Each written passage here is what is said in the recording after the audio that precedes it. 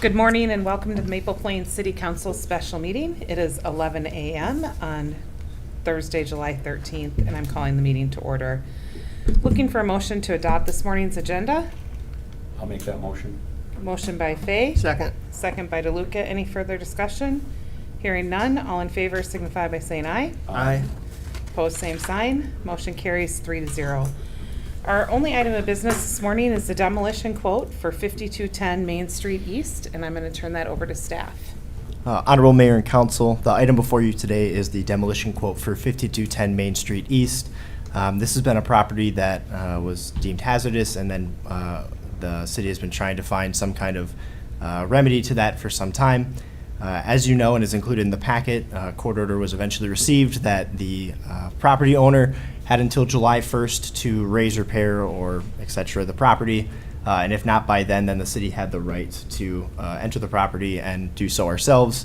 That date has since passed and the property remains in place. So the city began looking into contractors to then demolish the building on the property owner's behalf. So before you is a quote that we received from Sherber Company for the demolition of that property. They are ready to move forward. It's just if you were to approve it, we have to give them a notice to proceed. And then just to update on the property owner, they have applied for right-of-way, sewer, water disconnect, and building permits. The right-of-way and sewer and water have been sent to Bolton and Mink for their review, and the building inspector has looked at the building permit. In addition to the right-of-way and sewer and water, the applicant has also provided restoration plans for the sidewalk repairs and the landscaping, and those are respectively Scott's Land Care and Klein Underground LLC who have provided those to you.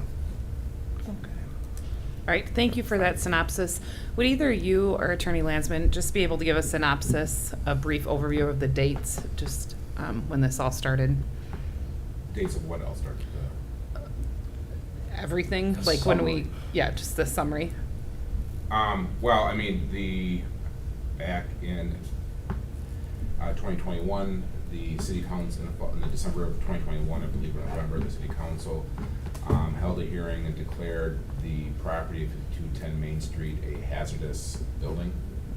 And at that point, there was an agreement between the parties, the city and representatives of the owner, to put prosecution of this on hold while they are working through possible purchase agreements and then an eventual development as an end user. Those purchase agreements did fail and were terminated, and the city went ahead and filed this motion with the court. And in, I think it was April or May of this year, a trial was set.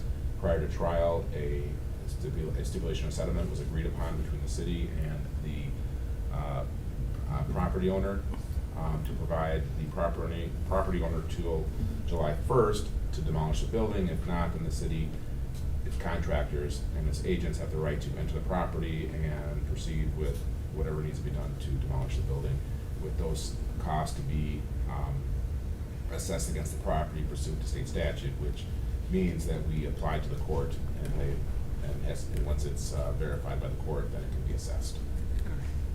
Hopefully that's enough of a synopsis. Yes, thank you. And I wanted that done because I think I speak for all of us when none of us want to be here doing this or in this position and forced to make this decision.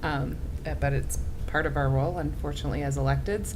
So I just want people to be aware that we have tried to work with this. We've tried to not be here today, and we are where we are, and we need to go forward. And I want to mention, so the agreement that was drafted by my office and agreed upon by the property owner, by the contractor, a few items. The original, there was a scrivener's error in the original solicitation of bids that put the word west and east was interchanged. And so, our office never used east or west in any documents that we used what was ever in the bid. That was brought to our attention. We fixed that, and so even though in the packet it's wrong, the one that you will be approving has the right has the right east and west in there.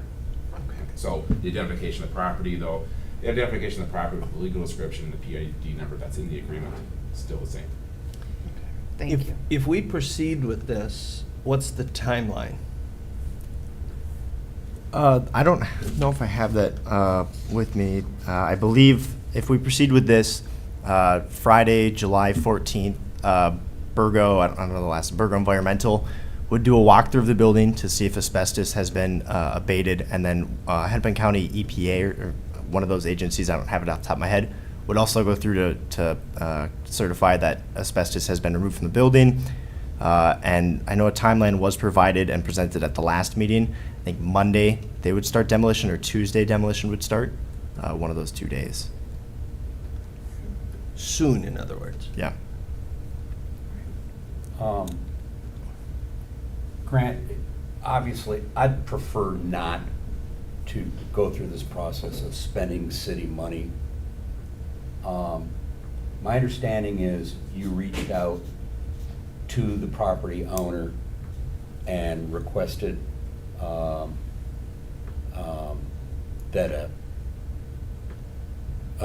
that either a contractor show up or some type of notarized or certified letter declare. This isn't a public hearing, so I can't ask the property owner questions. Can you brief me on what has transpired since we set this meeting with your discussions with the property owner? Sure. Since talking with the property owner, they have provided, so none of these permits were provided except for the building permit as of when we set this meeting. Since then, I believe yesterday, the right-of-way was provided, as were the sewer and water disconnect. At that time, I sent it to the engineers, and they stated that they needed the restoration, and the property owner provided that yesterday as well, and that was sent off to the engineers for review then on their part as well. I've also talked to the new contractor, and that is DLO. Our contractor? Nope, sorry, theirs. And the property owner's contractor is DLO Excavating. I talked to them as well this morning, and if council were to not move forward with our own demolition, they believe they could start, or they would start on Tuesday, the 18th. Yeah, Tuesday, July 18th. And he had reached out to me about if we'd provide something so that they could water the building. He'll bring his own water truck, basically, so they could start Tuesday as well. So we're looking at very similar timelines. You've had an opportunity to look at this bid? Is it, I have not seen the actual bid. so we don't know if the bid is inclusive of all the necessary points of interest that the city would like to see done for this demolition and restoration? So as far as the restoration goes, we know that all of those are included, because Okay. I sent the specific plans over to Bolton and Mink, and those have been reviewed, so that's, again, right-of-way and sidewalk. In terms of the demolition, the building inspector has seen the building permit, and that was approved, so I'm going off of their, what they recommend. We did require that they provide the safety fence plans and then any kind of erosion control, and that was also provided by the property owner, and those plans are included. I guess they're not, sorry, I sent those off to the building inspector and the engineers just in case. Okay. Legal questions.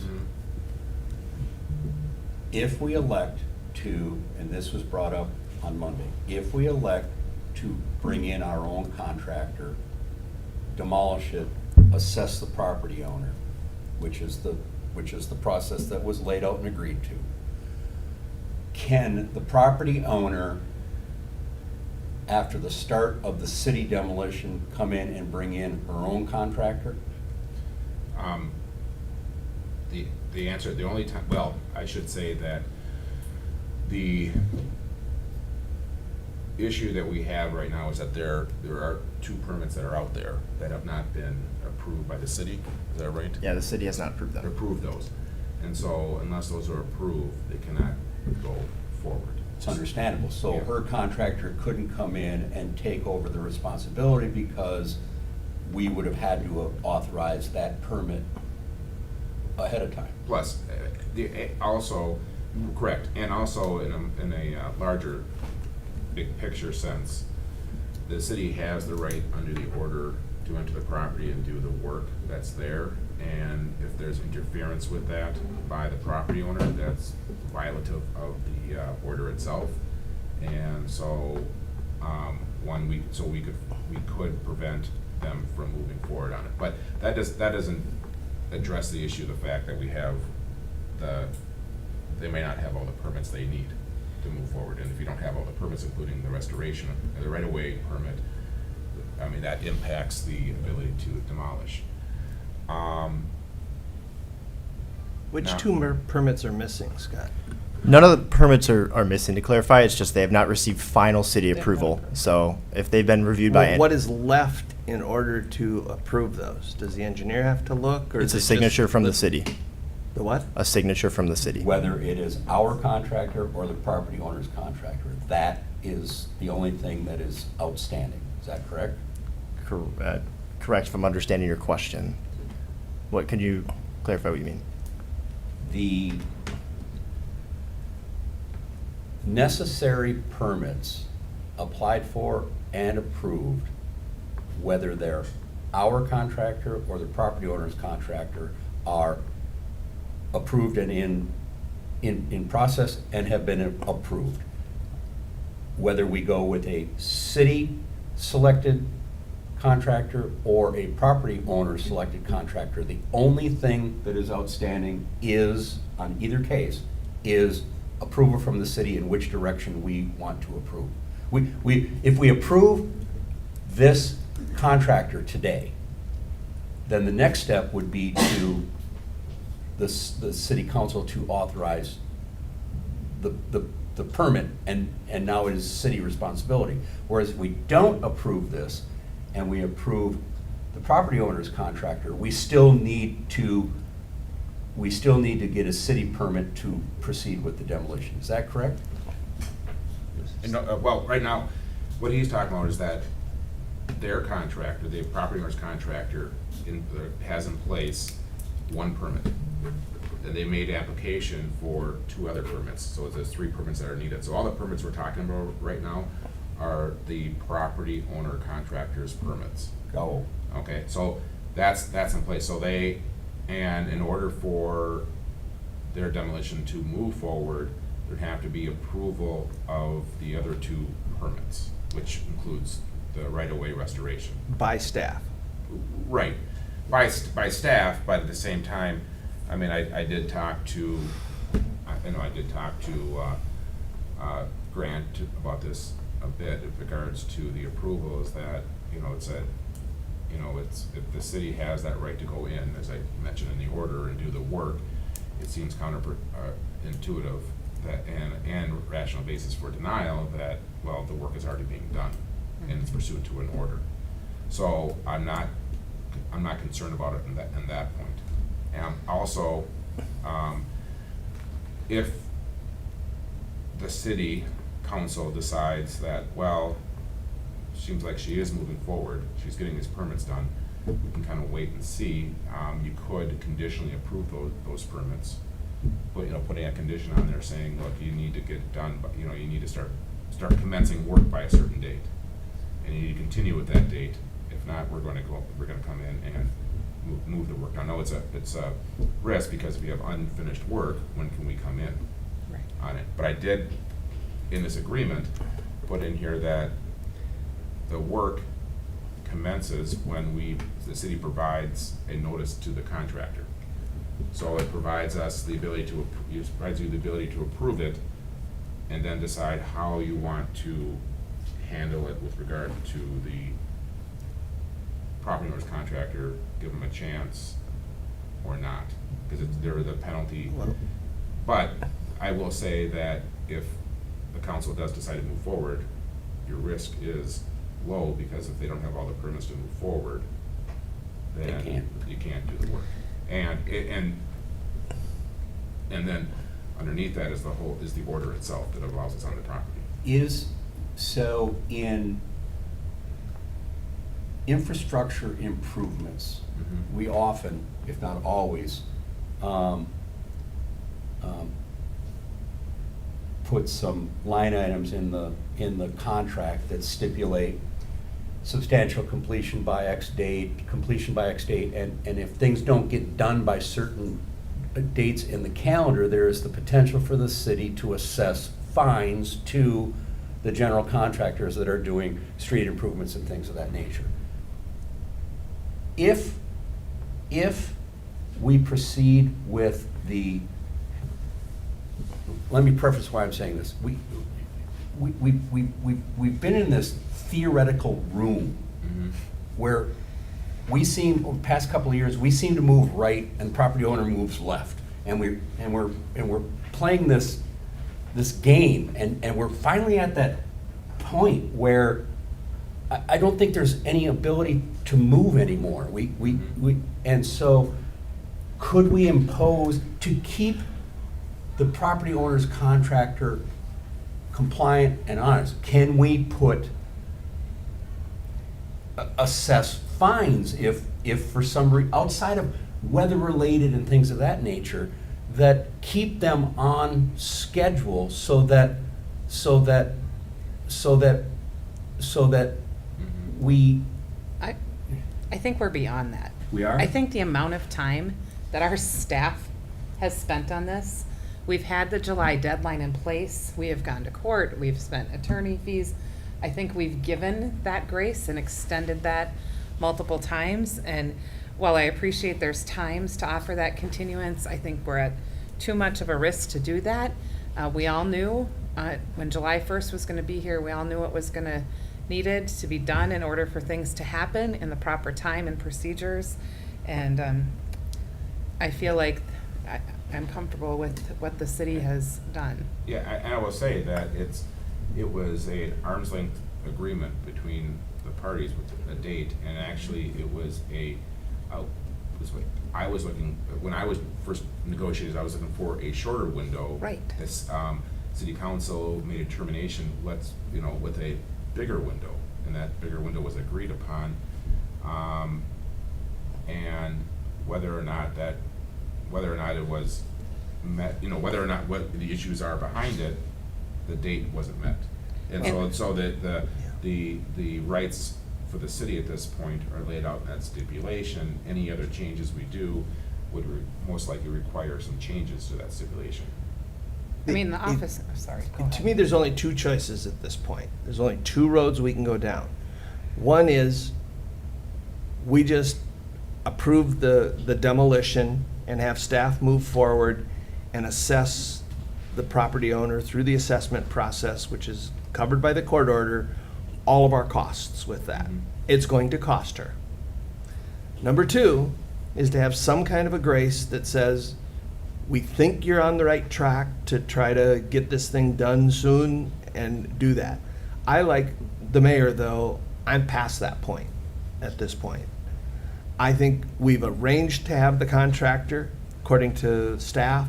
We're on a point where they'll be in tomorrow doing things. They'll be pushing the building down next week. They'll do the restoration. We control that. She can't come in and do her own work because we haven't issued the permits. We control the scenario. And I hear what you're saying, but I truly feel like we've already extended that grace, so. There's a third, and that would, 2.5, and that would be, like you mentioned, a conditional opportunity. Yeah, yes. I will say, Where if it's not completed by Yeah. X, But or didn't we- started by X, Didn't we already do that? I know, we've done it I mean, numerous we tried to times. do I this in know, I April, and know. we tried to do July.